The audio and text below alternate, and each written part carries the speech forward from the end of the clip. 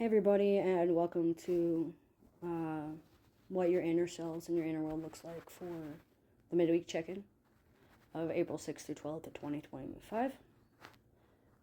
On top of what was already been happening in the midweek for the collective. So as with these, take a resonance, leave what doesn't.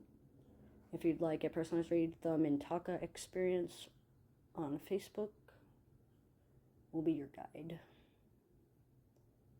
So, I'm getting a lot of inner demons being felt like they're being demonized solely because of them being who they are. A sense of not belonging, a sense of wanting to be heard and wanting to be seen, but feeling invisible due to the viewpoints of other people. Allowing other people to control you via your fears and your insecurities and manipulate you based on how they see you has been noticed by the inner demons as well. Your inner angels, notice the optimism in your eyes, notice the hope and the resilience and the tenacity, and they are so proud of you, how far you've come. They see people lashing out at you as hurt, wounded animals that need attention and need tending to and need nursing.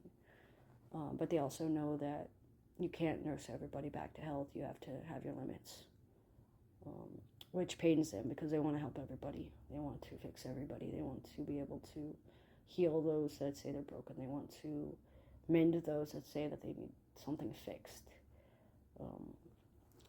The inner constructive criticism that you feel is for your best interest. The inner destructive criticism you feel is to push you down. Choose wisely which one you feed, which one you inherently go to for advice and listen to the most. Ultimately, it's up to you what you do to get in touch with your inners. Your inner world is affecting your outer world as well. Your inner fire signs want you to gain fierce independence and be confident and be determined. They are very ambitious and cunning and very witty and have a ironic sense of humor, much like life does. It does look like there's going to be some form of redemption qualities needed for those that are impulsive or compulsive liars or pathological narcissistic. Those that are self-centered and attention-seeking and doing all of this to speak loudly just to get attention and get to feel the love that they lack within themselves. The inner water signs want you to know to cool it down. You can't see through boiled water, so don't get yourself so steamed up that you can't see. Conversation leads to solutions. Transparency is best when being empathetic and wanting a receptive ear. Be wise to your inner feminine. And don't allow your divine masculine to overpower just because it's more convenient. Gain your own sense of protection. Your inner protector wants you to know that you are very valuable, that you are loved, that you are important, that you are kind, even when you are an asshole to somebody, or you should have said something differently, or you slipped and said something you shouldn't have, or you said something in the heat of the moment that you didn't think things through fully. There are still consequences, so learning the laws of consequence, learning the laws of cause and effect, and learning the laws of thought can help. So working on your telepathic messages, because they can become hurtful if you say something. Because just because you don't catch what you say doesn't mean you didn't say something hurtful. Just because you don't see it as hurtful doesn't mean it isn't hurtful. Work on that personalized bias. Work on that centralized logic. Your inner safety team wants you to know that if you feel unsafe, it's because you are. Your body won't lie about that stuff. Knowing how you are unsafe and what you can do to become safe can help. Find your inner safety place, in your inner safe haven. Your inner peace will be there waiting for you. Practice stillness, practice mindfulness, practice calmness, practice breath work, grounding, observational learning would be a wise idea. Your inner observer wants you to know that they've noticed where you've changed and where you haven't, and wants you to put more effort in things that you've neglected and less effort in things that you've already perfected. Perfected in the sense of you have it down to a second nature, not so much that it happens every time the right way. It is what it is, and there's nothing much you can do about what happened in the past.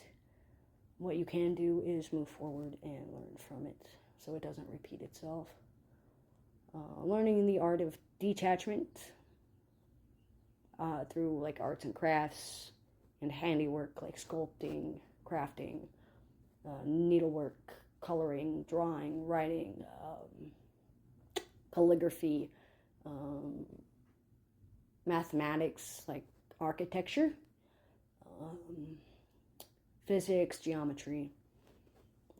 Get that left mind work in here today. Logic, games, and puzzles will help you clear out the confusion and bafflement of the world right now.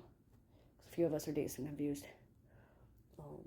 Gaslighting is going to happen, so just be prepared for that. Your inner highest self wants you to know that there's more to what's going on than meets the eye, but that doesn't mean that what you're doing today isn't valuable. It means that you have further to go, but that doesn't mean that you shouldn't celebrate where you are. So celebrate what you've done, celebrate your achievements, celebrate your accomplishments, and know that you may be in the middle of the ride, but that doesn't mean that it's time to get off, so to speak.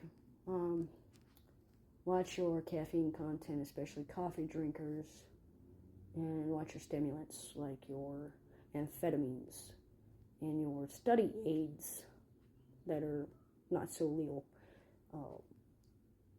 Work on your studies, work on your education, work on your betterment of yourself, work on your personal development, your interpersonal relationships, your associations with other people. Your lowest self, your inner lowest self wants you to revert back to the way it was because it was way easier. You shouldn't have to do anything. Everybody should do what you want, and you shouldn't have to speak up. You shouldn't have to do anything. You shouldn't have to say anything. So there's a lot of like inner conflict and turmoil there. Your inner panda parts want you to know like there's a lot of balance and rest and rejuvenation. And there's a lot of synergy within earthly products like bamboo and things that are native to your land. Like, for example, the cactus in Arizona, for an example. There's going to be a lot of, like, naturalization happening, a lot of evolution. Change is scary, but it's also part of life. There's a change happening within yourself that you may not be aware of, so bring your attention to that for the midweek, between the 6th and 12th, especially between the 8th and the 12th, from 8 in the morning to like 9 p.m., 11 p.m.-ish. So, your inner adventurer wants you to know not to give up the adventure just because the tough gets hard. Life is always hard, so it's just basically choosing your hard. But that's what I'm getting for what your inner selves and your inner worlds are going to be needing attention for the check-in for the 6th through the 12th of April of 2025. It's always with these. Take it resonates, leave it doesn't. Thanks for joining.